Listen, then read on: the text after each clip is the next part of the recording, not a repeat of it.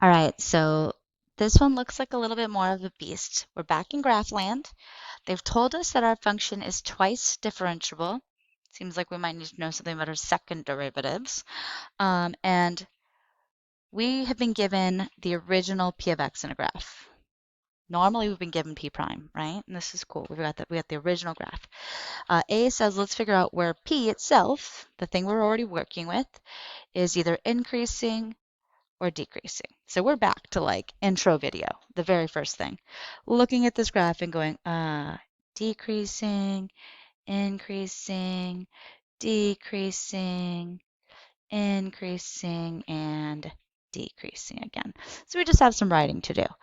So our intervals of increasing, that is from -2 to 0.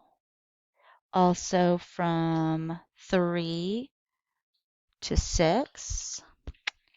And then decreasing, I have 3 different intervals from -infinity, because I have the arrow, up until that -2. Infinity never gets a hard bracket. From 0 to 3.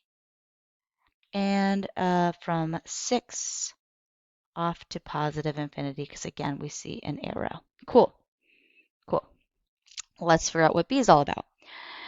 B says consider the function h of x where p of x is h prime of x.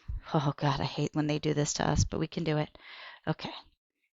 H of x is p of x is h prime. Okay, so this is now I'm gonna relabel this. This thing is h prime of x. Cool. Now it's the graph of the first derivative of some other function h. Fine. Find the intervals where h, the original function, is increasing or decreasing. Okay, so now we're back to what we're used to doing.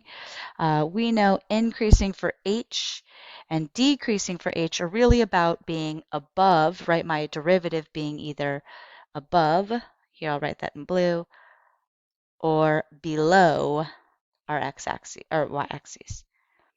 So now I'm coming in with a different color and I'm going, okay, above, above, above, and below, below, below.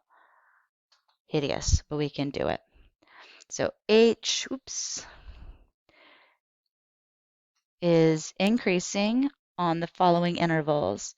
We have this section, so that's from -infinity up until -3.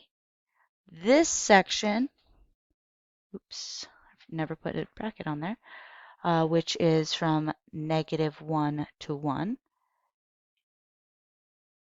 And here, from 5 to 7. Cool. And then h is decreasing from -3 to -1, from 1 to 5, and from 7 on. Ooh, I have the wrong thing. 7 to infinity. Boom, boom, done. There you go. Example 9 is in the books.